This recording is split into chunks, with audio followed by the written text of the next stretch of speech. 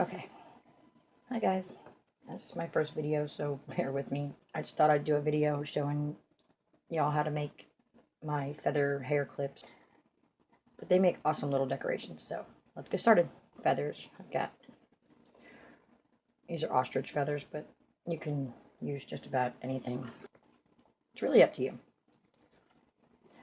You need crimp beads to attach the feathers with, alligator clamp to go at the end to hold the clip together and be able to attach it to something, scissors. I use bugle beads, focal beads. I'm using Medallion Supplemex string. I'm only using this because it's black and you can actually see it on camera, but you can use anything from 3M fishing line to actual fishing line, depending on what you're using the clip for. Would obviously depend on the strength of the wire. Start out with obviously a roller. Once you get the pattern decided that you want to do, these really only take about 20-30 minutes. Okay. I usually do these in like 6 and 12-inch lengths, only because, if somebody wants them for their hair, they don't want something as long, dangling in their face. But if you want it for your car, the 12-inch ones kind of, I think, are better. This one I'm going to make 6 inches, only because the feathers I have are very long, so overall the clip will equal to about 12 inches. So I usually measure the first one. Sometimes, most of the time I just eyeball it, but for the sake of showing you how to do it, I'll measure it. Instead of having to measure 3 separate strands and hang on to 3 separate strands, I usually just double it over like this and roughly get them about the same size. And snip off that end. This is why I like these big eye needles, because the eye goes from one end to the other. They're very thin, pass through just about any bead, and they're very flexible, which really helps with this project.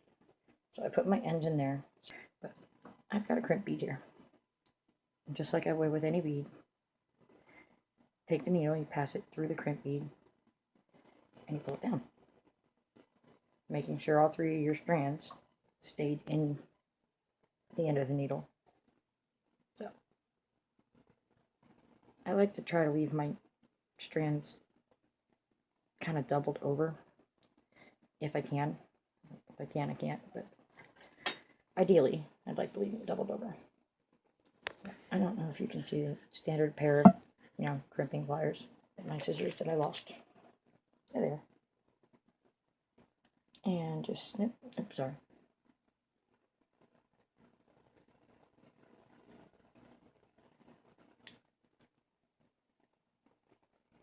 Snip the line. Okay, so now you got something like this. Try to leave a little end here. I mean, it's only about, what, I'd say a centimeter or 2. Okay, so I got my bugle beads. Okay, now I like to lay these out so I know what pattern I'm going in. You can use any bead pattern you want, obviously, any design you want. This is completely up to you. I just like, usually I like to coordinate my colors. Okay, so now you just take one strand. Doesn't matter which one you start with, really. There's really no left, right, or middle to this design because they're supposed to be organic, like free-flowing feathers. You put it in the needle, like I showed you before. Let's see what this time. This is why I like it, because with one strand, it pretty well locks it in there. So, okay, I start by, usually when they're about this size bugle bead, I use anywhere between 5 to 7 or 8 per section. So, and sometimes I'll put a bead at the top depending on how large the beads are. And you gotta kind of keep in mind the weight, just because if you're going to use it as a hair clip, they are not too much fun when they're really heavy. So, okay, it's 2, 3, 4, 5. Okay, when you pull them on, and see, they go over. Sorry, I'm trying to look under my phone and keep this in frame. And just pull, and just like a regular sewing needle. Now I do 5 bugle beads. Now I do 1 focal bead and 5 more bugle beads. Bear with me. Oh, sorry. and 5. Okay, so 5 focal bead, 5, just following whatever pattern you plan. 5 focal, 5 focal. Kind of redundant and repetitive, but the finished product is worth it, I think. I think they're gorgeous. It can be like team spirit, you know, a football game and want to wear the team colors, or high school, spirit day, pep rallies, things like that. That's what they were big for when I was in high school. And now I'm making them. Then I was buying them for a ridiculous amount of money. Now that I realize how easy they are to make, I thought I'd share with everybody else. So we have 5 focal, 5 focal. And if you don't like the length that that's going to come out to, because you're going to end on glass focal bead, you can add more to the strand. Like I said, you can add more sections. It's up to you. For the sake of teaching, I'm showing you the way I'm doing this one. These are like, I think, 10mm Swarovski crystal rondelle things. This one was kind of one that just matched. It's a saucer shape. What it's actually called, I don't know. It's pretty, and it matches, and I like it. I like to set this down out of my way. I like to cut them down. If you look in the feather itself, you'll see where the stalk, can't talk, it gets considerably thinner. You lose some of your feather, like, I guess you'd say girth or bulk, but it helps it to go onto the crimp bead and become quite a bit more secure. So I like to cut the big fat end off. I'm sure you can use them for something later, or find somebody that makes fishing tackle and make them fly fishing lures. But I like to use just my regular, you know, chain nose pliers, because they make it quite a bit easier to hold on to this little thing. Grab the feather here and push it up through my fingers to kind of keep the fuzzies out of the way. But try and tell us so you can see it. And you take the feather itself and you put it through the crimp bead. Sometimes you gotta hold on kind of tight. Sometimes they go flying across the room. But sometimes, if you're just lucky enough, like, woohoo, apparently I am today, I like to flatten them out a tiny bit, give them a small squeeze, just so, because most feathers are not completely round. So, I don't know if you can see it. You slide the crimp bead on. Now the fun part. You take the beading needle. If you left your needle threaded and all your beads still sitting there together, ready to go, that's why I said it makes it easier. Now, in no particular spot or anything, I kind of just, really, unless it's a peacock feather, it doesn't matter, so I kind of just push the needle through any part of the feather stalk crimp bead setup as I can. I run with it when it works right. Okay.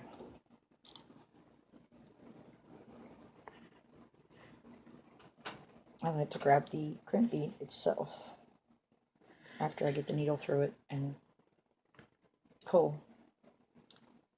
Don't squeeze too hard. Just kind of pull and push. Sometimes your fingernails work better. And wiggle it down all the way up to your bead. So there, see? Voila. You turned a feather basically into a bead. Just remember, it's not crimped all the way yet, so it will pull the feather out, so try not to pull on it too hard. I like to end with a bead that's got a decent enough size hole in it, so I can tuck the top end of the feather coming out of the crimp bead into the bead itself before it comes, you know, I don't let it come out the other side. It gives it more stability. Makes it look a lot more professional. This is where I do not use the crimp pliers. So I just take my chain nose pliers, if I can actually grab them. Oh, and before I crimp it, I want to show you. Sometimes I hold it like this to make sure that if you push the feather down too much, it will limit your movement and the flow of very dramatically. So, but I don't like to have big gaps, so I kind of make it kind of flush, but I don't really push it very tight. And I leave my beading needle on just in case I need to pull it down some. I grab it there, just give it a light squeeze. And then, I'm going to show you this on camera. I come into the sides like this. And just gently, because like I said, you don't want to cut your feather with a metal crimp bead and then have to start over. Not that feathers are very expensive, but finding the ones that look just right, it's kind of heartbreaking when you lose it, or you have to cut it shorter. Now, see what we're going for here? Now we just repeat the same process for the other strands. But these are a very good way to start if you want to get into beading and stuff like that. It's messy, to say the least. But that's why I have the beading mat. It kind of catches the feathers and saves you from chasing bugle beads rolling all over your desk. Okay, now we start 5 bugle beads. 1, 2, 3, 4. And don't get stuck in there, because then it goes ping and they fly all over the place. Okay, so we got 1, 2, 3. So we need our last focal bead over here. Any one of them, it really doesn't matter which, depending on your pattern. Like I said, you don't even have to do those. You can just do straight bugle beads, but I think these kind of catch the light better and make more of an eye-catching design. Okay, now we set our beading needle down. And we take our feather. I kind of just look down to see whereabouts the thickest, most part I can get my crimp bead around without really fighting with it. I like to cut it on an angle because it does make it go into the crimp bead quite a bit easier. So, okay, got our feather, got all our little frills plucked down. Now, grab a crimp bead. Obviously, I like to grab one of the larger ones. Feather on, pliers down for now, needle up, and see if I can get a better, closer shot for you without this getting all distorted. And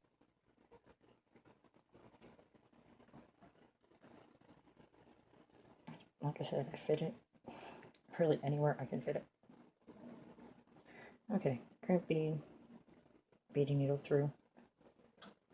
And voila, feather bead. And this part, like I said, is optional, but it does make for a more finished looking design. Okay, like I said, make sure you have movement. I just kind of give a little tug, and then hold it like that so it doesn't slide down and defeat your whole purpose of what you just did. Grab the crimp bead, and I just give it a gentle tug. You see, it's still not completely secure. If I pull hard enough, I can slide the feather down the line. And I just pinch the ends of the crimp bead that are overlapping past this feather stem. So, see, now we got one more strand to do. You could stop here at just 2 strands, and then add your alligator clamp. You can use regular hair barrettes and stuff like that too. I just find these to be very versatile. I am doing 3 strands. I have 1 left. So, take the beading needle off the tail of the other line and do this one more time. There we go. 5, 5, and 5. So, one more time. The last bead goes on at the end. Chain of pliers again. Like I said, I just take it and I kind of give it a little gentle squish. And I still get orders for them, which is, everybody's laughing at me for creating this video because they think I'm going to show everybody how to do what I do and then I won't sell them no more. But you know what? Fine. If that's what it is, fine. I'd rather show the world how to create something and be proud of themselves than spend money on something they want to create themselves. So I'm actually thinking about putting together a few kits with everything needed to make these. So, okay.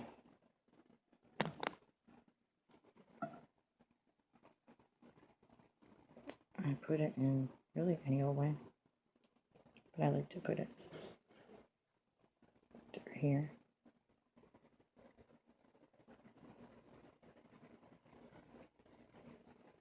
It come out the back if you can see it, because it gives me, leave yourself a little more tail at the top.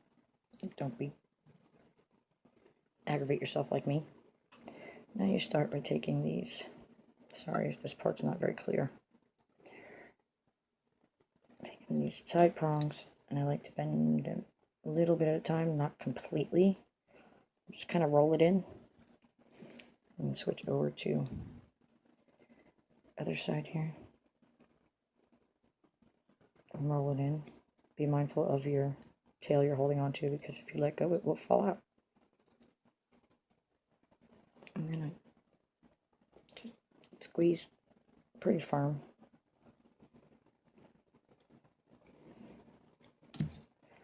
So now we got our clip and design all put together. Now it's time to trim off any excess.